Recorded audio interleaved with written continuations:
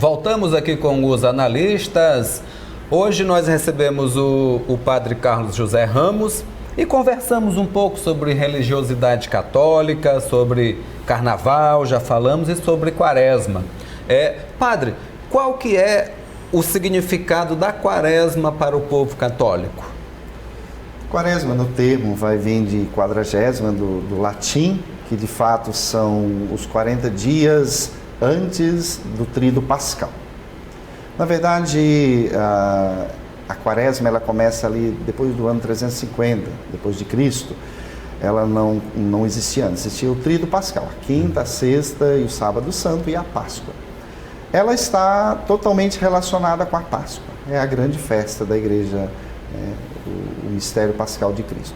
A gente tem duas grandes festas na liturgia, nós temos que entender a quaresma nesse calendário litúrgico da igreja, que são as duas grandes festas, o Natal e a Páscoa. Certo. E como o Advento prepara o Natal, a quaresma prepara a Páscoa do Senhor. Então o sentido é esse, os 40 dias. Claro, ele está totalmente ligado à Bíblia, à palavra de Deus. Primeiro, aos 40 anos de deserto do povo, a experiência até a terra prometida. Depois nós vamos ter os 40 dias e 40 noites em que Moisés fica no Monte Sinai para receber as tábuas da lei. Também temos a experiência de Elias, que vai para o Monte Horebe, aí ele come e se fortalece para lá esperar se encontrar com Deus. Temos também o dilúvio, que é 40 dias e 40 noites de chuva, né? Essa experiência da renovação do povo também. E Jonas também prega 40 dias e 40 noites a penitência do povo de Nínive, né? Para se converter. Inclusive até o rei se converte e se cobre de cinzas. Essa experiência da quaresma que começa com as cinzas, mas que o povo já começava ali antes na história do povo de Israel. Então esse é o sentido da quaresma. Quando a igreja traz ela para antecipar ou preparar a Páscoa a partir da necessidade, parecia chegar à conclusão que 3 dias, o tríduo, não era suficiente para a celebração do mistério pascal, da Páscoa, devido à importância. Então se criou esse momento de preparação. Ela tem uma dinâmica própria, né? E como que é essa dinâmica? Dinâmica própria da quaresma. É um tempo de silêncio. Por quê? É um tempo de renovação, de purificação. Isso era a experiência do povo. Quando o povo percebia que tinha pecado, aí eles começavam a fazer essa experiência com as cinzas, se cobria de cinzas, se penitenciava. Então são 3 as dimensões da espiritualidade da quaresma. Nós temos ali o jejum, e a experiência do jejum é uma forma solidária, você também se fortalecer espiritualmente, mas você ser solidário com o outro. Quando a gente faz jejum, a gente pensa que tem pessoas também que passam fome, que têm necessidades. É uma forma livre de eu demonstrar que eu quero fortalecer o meu espírito e podendo sacrificar alguma coisa. E o jejum tem essa dimensão. Eu não preciso ficar sem comer o tempo todo, basta eu deixar de comer uma parte de uma refeição, já é válido o jejum, mas tem esse sentido da solidariedade, a gente também partilhar o que é nosso com o outro.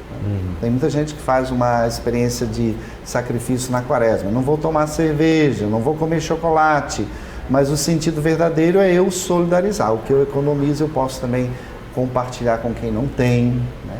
Tem essa expectativa também do jejum voltado para o sacrifício, não comer exageradamente as carnes, né, nas sextas-feiras. E isso é de acordo com cada realidade cultural, né? Minha mãe não comia carne na terça nem na sexta na quaresma, e não deixava a gente comer. Né? Isso é um pouco ligado à cultura, né? E depois nós temos a oração. O silêncio e a oração são para voltar sobre si, é a reflexão, né? Você se olhar, ver o que a gente precisa mudar, fazer essa caminhada nova.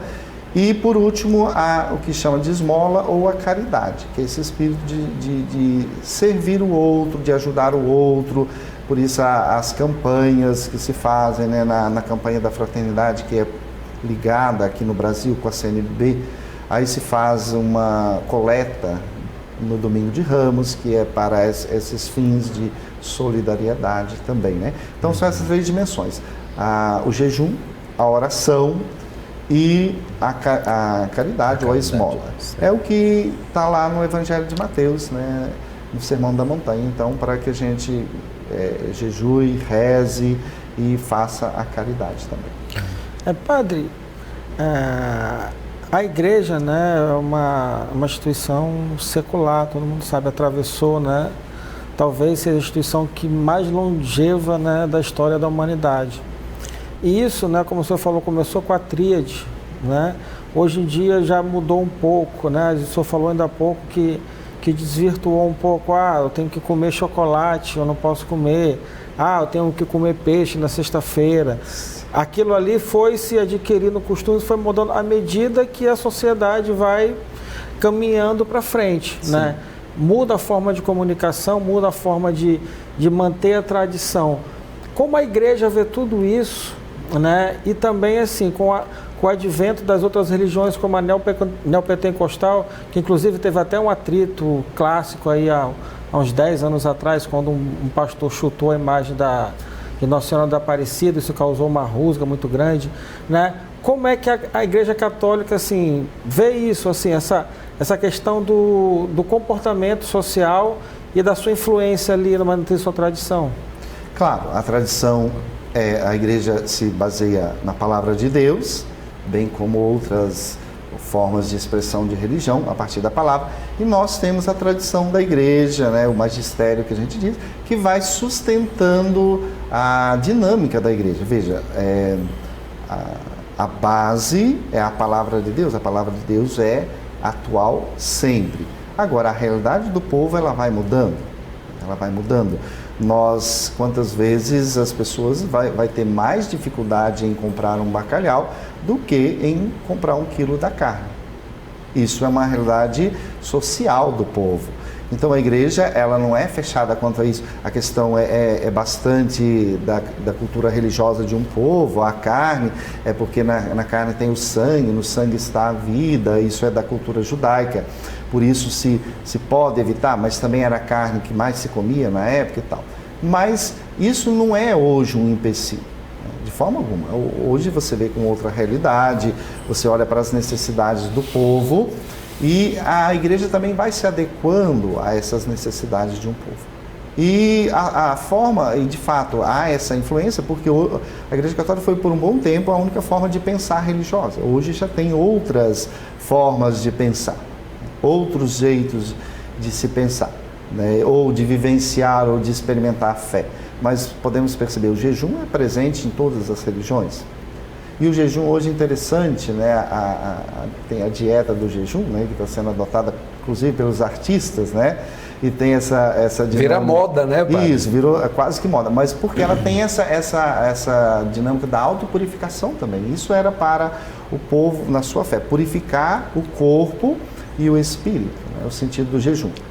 Então, a igreja, ela tem tido uma abertura maior hoje para isso. Não está fechada. Por exemplo, houve um tempo em que se jejuava o dia inteiro, ficava sem comer, mas considerado jejum é você deixar de comer uma parte, você não se alimentar da mesma forma, você lembrar que você é um ser racional, você pode deixar de comer alguma coisa, você sabe dominar e controlar, né?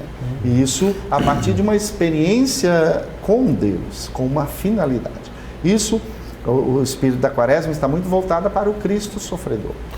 Eu até me lembrei aqui de quem utilizou muito politicamente a questão do jejum dentro...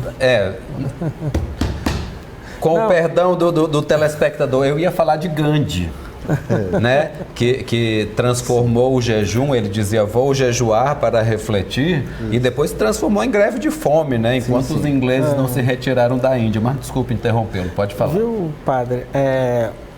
Voltando, então assim, até vale ressaltar que a Igreja Católica hoje é a mais democrática entre as igrejas. Por exemplo, as pentecostais, as neopentecostais têm uma doutrina mais rígida. E hoje a Igreja Católica abriu mais, ela é muito mais democrática, como o senhor falou até na questão dos jovens nos retiros, né? Aí a gente sabe que através do século foi se moldando. Por isso eu acho até que a Igreja Católica hoje, ela se preparou melhor, né? Porque teve experiências no passado. A gente sabe que a Igreja Católica é muito rígida no passado. Não precisa nem lembrar fatos como a Inquisição, que assim, erros de quem está no poder. Históricos, né, da época. E hoje, assim, ela é bem mais democrática. E assim, a busca dela, assim, não se vê uma busca intensa por fiéis. É uma igreja que é aberta, né? A pessoa vai, tem todos os serviços ali que oferece e não fica naquela coisa, assim, sabe, de intimidar, amedrontar a população, né? Com esse discurso de que o mundo vai acabar, o apocalipse e tal, aquela coisa. Eu acho muito válida essa postura da Igreja Católica hoje em dia, né? Claro, a quaresma, ela teve essa conotação, ou esse espírito também de rigidez por um tempo. Eu me lembro lá em Minas, na quaresma, a gente não podia sair à noite, aquela questão do lobisomem, essa coisa das tradições, né? Das folclóricas. E tudo isso para a gente também ficar mais em casa, era uma forma cultural que se colocava nesse estilo. Mas hoje, de fato, você tem que direcionar para o que de fato é, a essência. O espírito da quaresma, de fato, é uma renovação interior. Claro, a relação com o carnaval que se passa, muita gente diz, olha, eu apronto no carnaval, depois eu vou receber a cinza, e de fato as pessoas têm medo de não receber cinza, tem aquela história, se não receber eu viro lobisomem e tal, mas não é esse o sentido, eu aprontar, fazer de tudo e depois me purificar. Não, é uma vida equilibrada sempre. Ela nos lembra isso, que é preciso equilibrar sempre. Se a gente não consegue durante o ano, é um tempo propício, especial. E é simbólico. 40 na Bíblia, a gente pode ver lá os reis, rei Davi, o rei Josias, Salomão, governaram 40 anos, um tempo completo. Agradou em tudo a Deus, no sentido, quando se diz assim, é um tempo completo. Então, para aquele povo, 40 tem um significado muito grande. Né? Tem muita gente, padre, que pensa que a quaresma é depois do carnaval. É o contrário, né? O carnaval é que é antes da quaresma, porque o carnaval é determinado depois que o domingo de Páscoa é determinado, não é isso? Vem do Vaticano, né? A determinação porque na verdade da é ligado o contexto histórico da realidade religiosa, da crença da época. Por isso ela é de acordo com o calendário lunar, né, lá do povo judaico, e a igreja segue um pouco isso. Então por isso ela é móvel, ela não Como é que data determina, padre? O senhor saberia explicar? Pois é, essa é um pouquinho mais complicado. Agora, a questão do carnaval, por exemplo, antes era uma festa que começava no Natal e até esse período. E o que acontece? A igreja não é contra a dança, a brincadeira, mas aos poucos ela foi tomando esse espaço. Ela colocou o advento, colocou o tempo do Natal, foi encurtando. Essa foi um pouco a realidade. E chegou ali algumas festas do início do ano, ele acabou ficando esses 3 dias ou 4 antes da quaresma, né? Então ali que se deu, que se faz esse período de festa e depois acontece o tempo da quaresma, né? Mas essa realidade aí, o calendário da igreja é um calendário, não é o calendário civil. O ano litúrgico ele começa no final de novembro, né, com o advento ou início de dezembro e termina com a festa de Cristo Rei no final de novembro, o 4º domingo de novembro. Não é um calendário civil, calendário litúrgico que a gente diz. E isto é porque a igreja em muito ela segue a cultura judaica. As festas têm a sua fundamentação lá. A Páscoa era do povo, a passagem, né, o pensar ali que aconteceu. Então é da cultura judaica, apesar de nós sermos o cristianismo. O cristianismo vem do judaísmo, são os judeus que formam o cristianismo. Certo. Fazemos mais uma paradinha e voltamos em seguida.